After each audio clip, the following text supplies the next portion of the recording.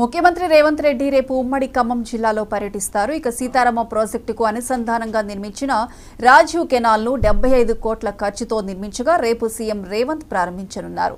2 లక్షల రుణమాఫీని వైరాపట్నంలో సీఎం ప్రారంభిస్తారు. సభ ఏర్పాట్ల మంత్రులు తుమ్మల నాగేశ్వరరావు, పొంగులేటి శ్రీనివాసరెడ్డి పర్యవేక్షిస్తారు.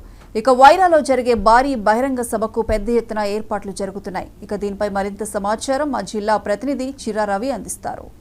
ఉమ్మడి ఖమ్మం జిల్లాలో సీతారామ ప్రాజెక్టుకి కింద మొత్తం కూడా ఉమ్మడి జిల్లాని రైతాంగానికి ఒక శుభవార్త చెప్పాలని చెప్పేసి రైతులకి ప్రతి పంటకి ఏదైతే ఖచ్చితంగా నీరు అందించాలనే లక్ష్యంతో ఖమ్మంలో ఉన్నటువంటి ఏదైతే రాజు లింక్ కోనల ద్వారా వైరా రిజర్వాయర్ ప్రాంతంలో ఏదైతే ఈ నెల ఆగస్టు 15న ముఖ్యమంత్రి సభ నిర్వహిస్తున్నారు. ఈ సభ సంబంధించినటువంటి ఏర్పాట్లు కూడా ఈ పెద్ద ఎత్తున జరుగుతున్న సందర్భం నెలకొని ఉన్నది.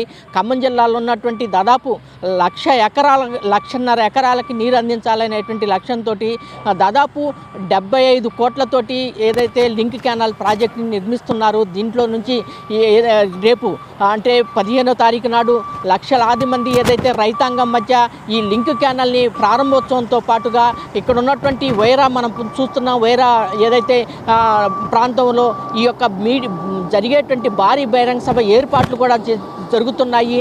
దాంతోపాటుగా ఖమ్మం జిల్లాలో ఉన్నటువంటి ఏదైతే రైతుల రుణమాఫీ ఏదైతే ఉందో ఒకవైపు రైతులకి నీళ్ళిచ్చి సాగు భూములు పోడు భూములన్నీ అట్లాగే పడావు భూములు మొత్తం కూడా సాగు భూములుగా చేయాలని చెప్పేసి ప్రతి ఎకరానికి నీరు ఇవ్వాలని చెప్పేసి ఎక్కడా కూడా నీరు అందనేటువంటి భూములు ఉండొద్దని చెప్పేసి తెలంగాణ రాష్ట్ర ప్రభుత్వం పెద్ద ఎత్తున చర్యలు చేపట్టింది.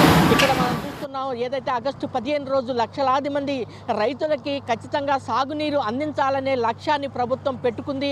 దాంతోపాటుగా ఒకవైపు రైతులకి రుణమాఫీ కూడా 2 లక్షల రుణమాఫీని కూడా ఖచ్చితంగా చేయాలనేటువంటి లక్ష్యంతో ఏదైతే ఆగస్టు 15 రోజు ఈ యొక్క ఈ 2 విషయాల పట్ల ఖచ్చితంగా ముఖ్యమంత్రి ప్రకటిస్తారు. దాంతోపాటుగా ఖమ్మం జిల్లాకి కొన్ని వరాలు కూడా ప్రకటించేటువంటి అవకాశం ఉంది. ఎందుకంటే ఖమ్మం జిల్లాలో మొదటిసారిగా ఏదైతే రేవంత్ రెడ్డి రావడంతో ఇక్కడ ఉన్నటువంటి తెలంగాణలో ఉన్నటువంటి ప్రధానంగా ఖమ్మం ఉమ్మడి జిల్లాకి కొద్ది